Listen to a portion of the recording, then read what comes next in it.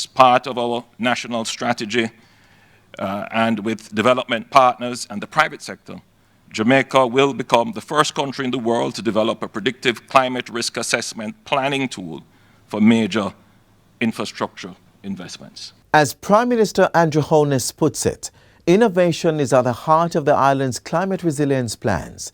This strategy is also tied to Jamaica's urban renewal program, with green building plans and a robust building code that's adapted to climate change. Today we join the rest of the globe in observation of World Town Planning Day. And throughout this edition of Jamaica Magazine, we'll be sharing how government is working to make Jamaica the place of choice to live, work, raise families, do business, and retire in paradise. Stay with us.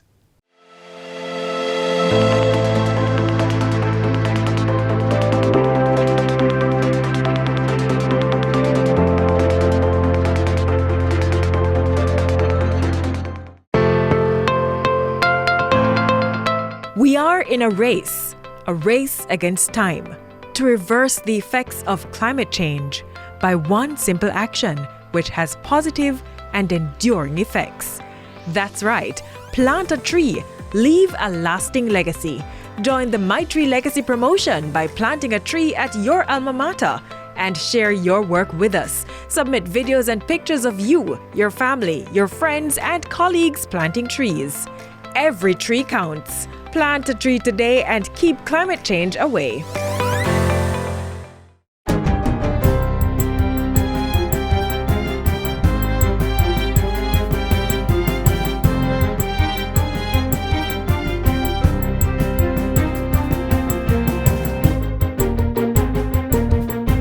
Good day, I'm Stephen McHugh, and this is your JIS News for Monday, November 8, 2021. Immunocompromised Jamaicans will now be able to receive an additional dose of COVID-19 vaccine. The Ministry of Health and Wellness says it will now move forward to implement the recommendation after the World Health Organization, WHO, published interim guidelines on the process. According to the WHO guidelines, this applies to persons with immunocompromising conditions and those receiving immunosuppressive treatment. These include transplant recipients, individuals with active cancer, immunodeficiency, HIV, and immunosuppressives. Since these individuals are less likely to respond adequately to vaccination following a standard primary vaccine series and are at higher risk of severe COVID-19 disease. The Chief Medical Officer says these persons need to obtain a letter from their doctor stating their eligibility. She adds that doctors who treat several of these patients should contact their parish health department to get access to the vaccines to administer to them. As it relates to time frame between doses, the WHO recommends that the additional dose should be given at least a month after the second dose of AstraZeneca and Pfizer, and after the single dose Johnson & Johnson, or within 3 months. Persons who are outside of this time period should get the additional dose as soon as possible. This development comes as the Health Ministry reports that Jamaica has now administered over 1 million COVID-19 vaccine doses. Jamaicans are encouraged to visit vaccination.moh.gov.jm or call 888-1-LOVE, that's 663-5683, to find the nearest vaccination site. Fixed penalties for offences under the Road Traffic Act are to be updated after both Houses of Parliament approved the change on Friday. The Road Traffic Amendment, Validation and Indemnity Bill 2021 was passed without amendments during a special sitting of both houses. It was in response to Wednesday's Supreme Court ruling stopping the police from issuing traffic tickets in excess of rates charged up to the year 2006. Transport Minister Robert Montague, who piloted the bill in the lower house, says the amended act will address the penalties regardless of that ruling. By way of background, Madam Speaker, Section 116 of the Road Traffic Act 1938 provides that the Minister may, by order, amend the appendix to make changes to fixed penalties. According to the minister, while the ruling granted by the Supreme Court restricts the government from imposing certain penalties, the new bill will seek to amend the Road Traffic Act to provide for an increase in the fixed penalties. Leader of Government Business in the Senate, Minister Kamina Johnson-Smith, further explained that the figures which have been included in the bill are not increased fines, but are penalties which have been in place since 2006 and 2007. 2 more mobile units have been given to the Court Administration Division to allow vulnerable witnesses to give their testimonies from remote locations. The units have been retrofitted with audio-visual equipment, which includes video conferencing capabilities, LED monitors and televisions, a hydraulic lift to facilitate persons with disabilities, and storage cabinets. During Friday's handing over ceremony, Justice Minister Delroy Chuck said it marked another step towards greater use of technology in the courts. The judiciary, the justice system will continue to make an impact on the lives of the people of Jamaica as we ensure the efficient and effective delivery of justice. He adds that within the next few months, internet services across the parish courts will be upgraded to facilitate virtual sessions. The Office of Disaster Preparedness and Emergency Management, ODPEM, has developed a national tsunami response plan and standing order procedure for Jamaica. This was disclosed by Minister of Local Government and Rural Development, Desmond McKenzie, who says the plan is awaiting the National Disaster Risk Management Council's approval. This vital aspect of our disaster risk reduction program was made possible by a wide range of partners that have assisted us in making this program a reality. Among those that have partnered to bring the plan to fruition are the governments of the Republic of Chile and Costa Rica, as well as the United Nations Educational, Scientific and Cultural Organization, UNESCO. Minister McKenzie also announced that Old Harbour Bay in St. Catherine is in the final stage of receiving its Tsunami Ready community designation on the UNESCO's Tsunami Ready program. They will become the first Jamaican Tsunami Ready community in short order. So Old Harbour, you are on the map, and this is a first coming out of this regional platform. Minister McKenzie was speaking during the closing ceremony for the 7th semi-virtual regional platform for disaster risk reduction in the Americas and the Caribbean, RP21. Over 30 countries participated in the conference, which took place at the Jamaica Conference Center in downtown Kingston from November 1 to 4.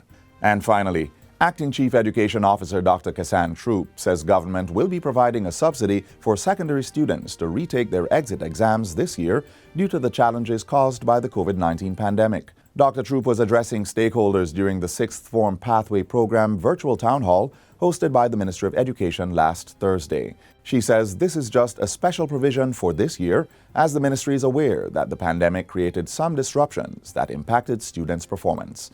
Generally, the Education Ministry provides a subsidy for students to sit 4 CSEC subjects, namely Mathematics, English, 1 Science subject, and Information Technology or Electronic Document Preparation and Management. Those registered on the Program of Advancement through Health and Education, PATH, who have the qualifying scores, get up to 8 CSEC subjects covered.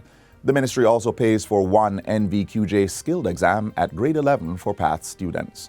The Acting Chief Education Officer says the support will continue in the Sixth Form Pathways program, under which students will benefit from 3 subject subsidies, communication studies, and 2 units of their choice. And that's it for JIS News Today. I'm Stephen McHugh.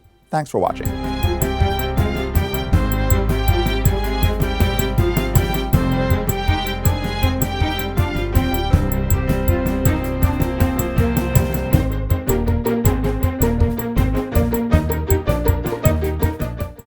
Behind every Jamaican medical cannabis product is a story. To create that perfect plant requires the care, patience, and nurturing of that special farmer. When harvested, it is carefully transported to a processing facility where it is transformed into high-quality medical cannabis products for consumption by responsible consumers. All this and more is possible through the closed-loop system created by the Cannabis Licensing Authority to protect the integrity of Jamaica's medical cannabis industry. For more information, call the Cannabis Licensing Authority at 876-654-7582 or visit our website at cla.org.jm. A key strategy of the state's wellness and resilience plan is to create green spaces in urban areas. In May of this year, the second city of Montego Bay in St. James was a beneficiary of this strategy with the opening of Harmony Beach Park. Take a look.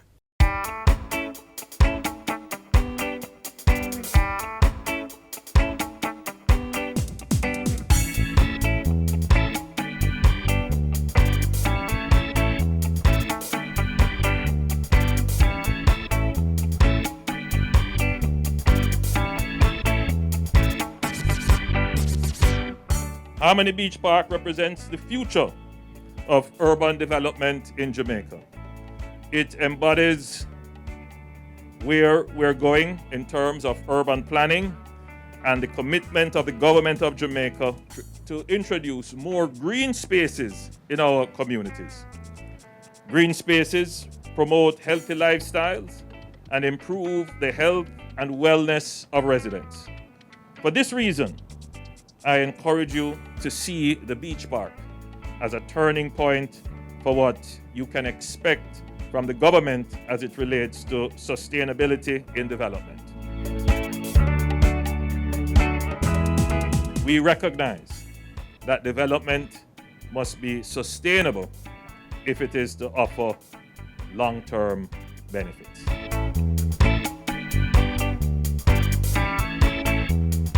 We at M&M feel special,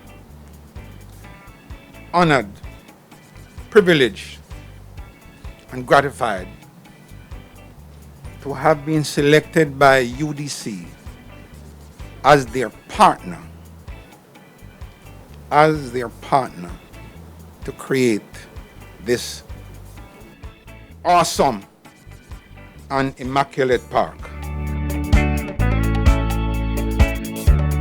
This 16-acre property, popularly referred to as Dump Up Beach, has been transformed into a state-of-art beach park. This construction was carried out in tandem with the Montego Bay Waterfront Rehabilitation Project aimed at repairing the grounds, protecting the closed harbor, Aquasol, and Gunpoint beaches.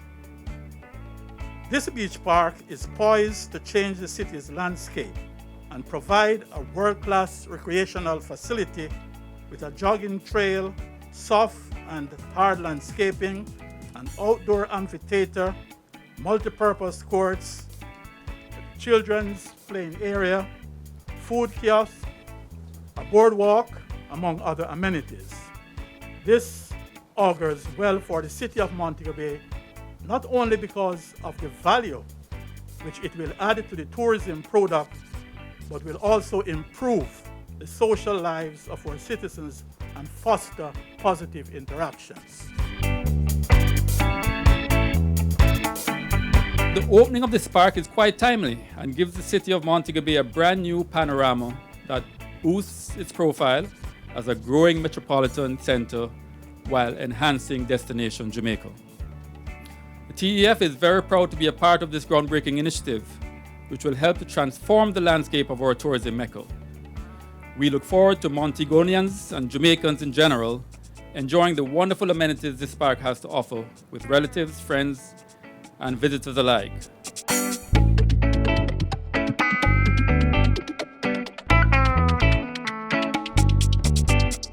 There are exciting anchor shops opportunities available here at Harmony Beach Park. The UDC is inviting individuals to submit proposals to build, lease, and operate anchor shops right here at this beach park. Spaces will range from 3,200 square feet to 5,000 square feet. And for more information on this opportunity, I invite you to visit the UDC website at www.udcja.com/business opportunities.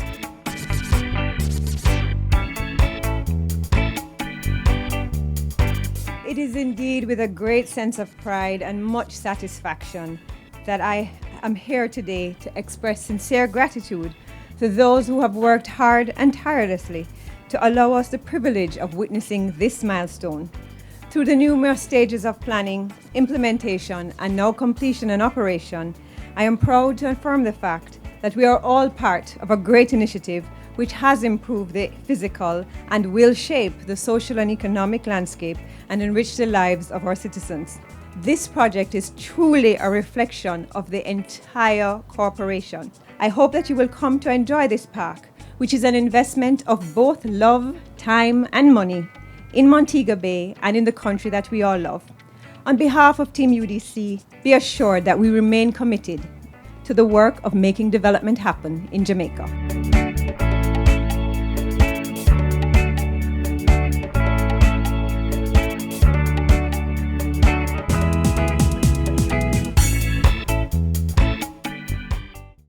Keep we island clean, so clean. From the peaks to the beach, so clean. No dirty up Jamaica, please don't do it. Keep we island clean, so clean. From the peaks to the beach, so clean. No dirty up Jamaica, please don't do it. No dash, no paper, no dash, no plastic. Dispose your garbage responsibly. No know how to recycle, learn it quick. And if you drop it, better pick up every piece of it. Plastics last forever, don't forget the bits. Cause when them touch the street, them end up in the sea. Collect pan the reef where the fish them feed. And when you want seafood, I eat your Keep eat. we island clean, so clean. From the peaks to the beach, so clean. No dirty up Jamaica, please don't do it. No dirty up Jamaica, no dirty up Jamaica, no dirty up Jamaica, no dirty up Jamaica. More trees equal more green spaces. More green spaces mean more oxygen and less carbon dioxide emissions. Less carbon dioxide emissions mean a slowing of the warming of the earth. We are all in this together, so we want to share with you how you can play your part by planting trees. Trees are often considered the lungs of the earth. As part of their life cycle, they take in carbon dioxide and release oxygen into the atmosphere. Let's all continue this necessary part of keeping our planet healthy by planting more trees. And here's how you do it.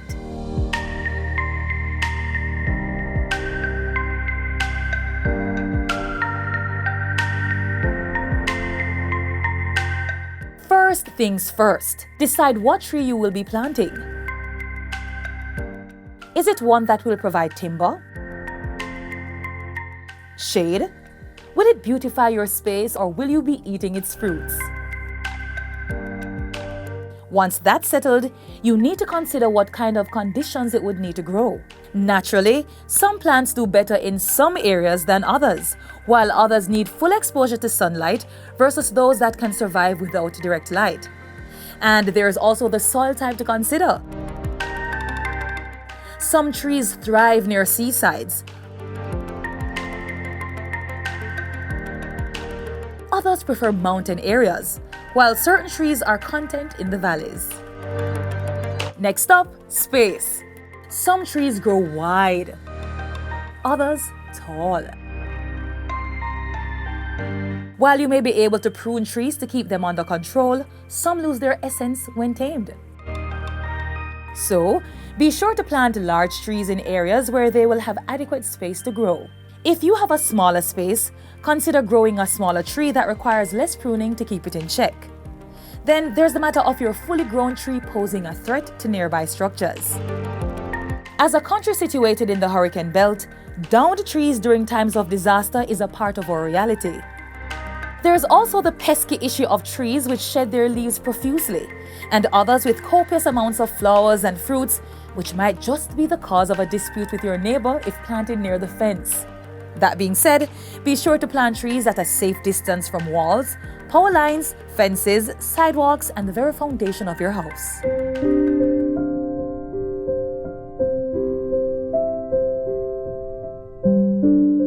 Once you've considered all those tips, it's time to plant. First step is to dig a hole, right? Not too deep, about a foot and a half, not too wide either, because you're not burying the plant. You're trying to provide a nice area for it to grow, right? Upon digging your hole, if you notice that the soil type is clay, that is the kind of coarse soil type, you'd probably need topsoil, right? Because when you're putting back the soil, it's going to be a challenge for you.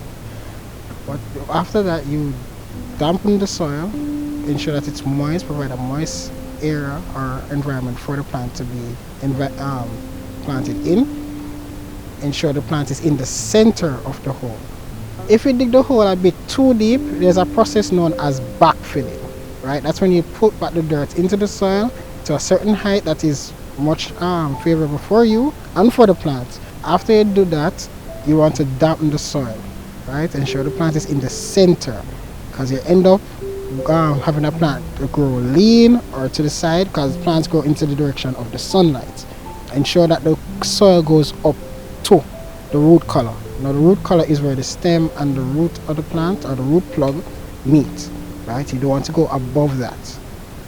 Once you do finish that, you water it, then you stake it. When I say stake, you take either a bamboo stake or a regular stake, put a flagging tape beside onto it and put it beside the plant.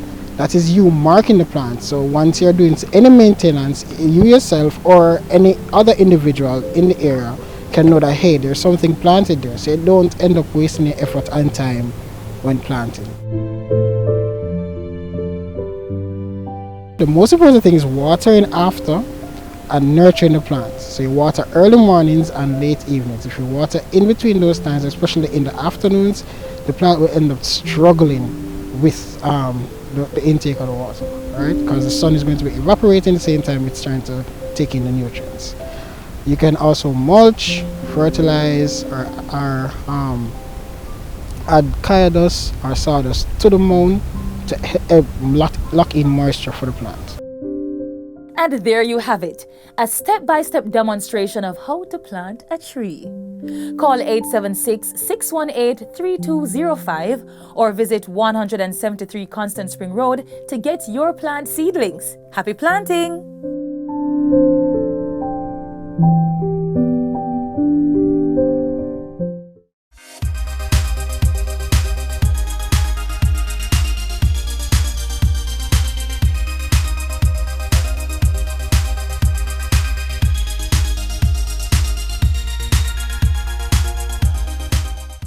As part of the government's plan to stem urban decay while providing suitable housing for the most vulnerable among us, a MOU was recently signed for the development of the Victoria Palms housing project in Denham Town, Kingston.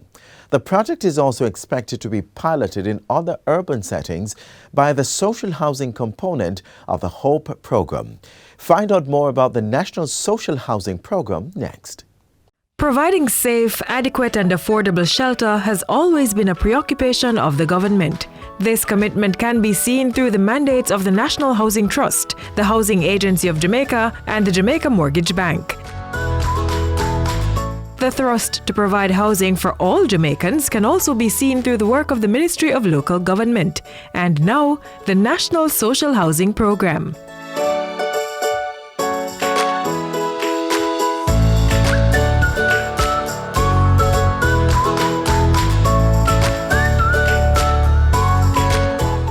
The National Social Housing Program is an extension of the Housing Opportunity Production and Employment Program, HOPE.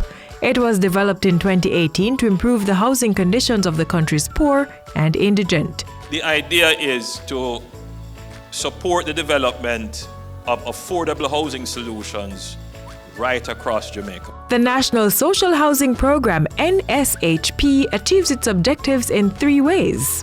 The first is the provision of indigent housing.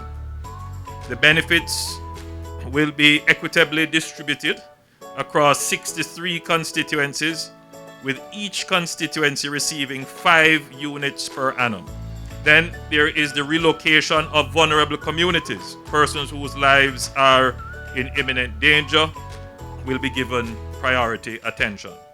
And then the third modality is the upgrading of tenements, or as we call them, big yards.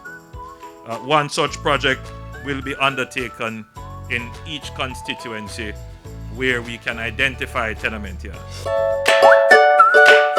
The Ministry of Economic Growth and Job Creation has oversight for the NHSP, which is administered by a secretariat. Formed in 2019, the secretariat is headed by National Director Danville Walker. The NHSP delivered its first house in 2019. Since then, 29 houses have been completed at a cost of $250 million. They include 12 3-bedrooms, 11 2-bedrooms, 2 1-bedroom units, and 1 tenement yard, which impacted 3 families. With over 70 persons benefiting from the new social housing program, plans are in place to give even more Jamaicans similar access. 15 units are currently under construction and are on track to be completed by July. The program is designed to address people who are in need, people who can't get houses going the regular method, but it is also designed to bring hope to communities that are in need of such interventions. So if we can make an impact on this kind of housing situation, then we would have started well down the road to address the issue of housing poverty.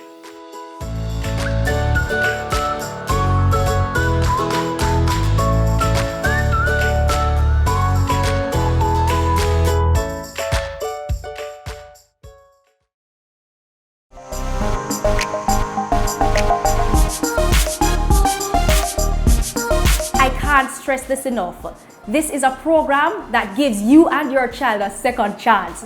Take us up on this offer. Sign up by going to our DRF website at www.drfja.org.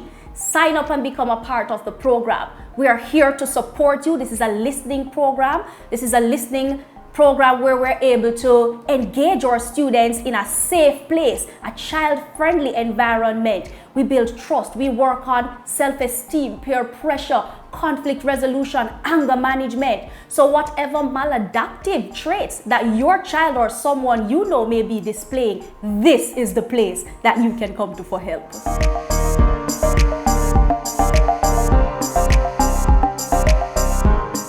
That's all the time we have left on this station. We return tomorrow for another information-packed program packaged with you in mind. We are available online at your leisure. There's our website, social media pages, YouTube channel, and our mobile app. You may also drop us a line to share how we can serve you better. On behalf of the entire team here at the JIS, I'm Adrian Atkinson. Do take care. This has been a production of the Jamaica Information Service, the voice of Jamaica.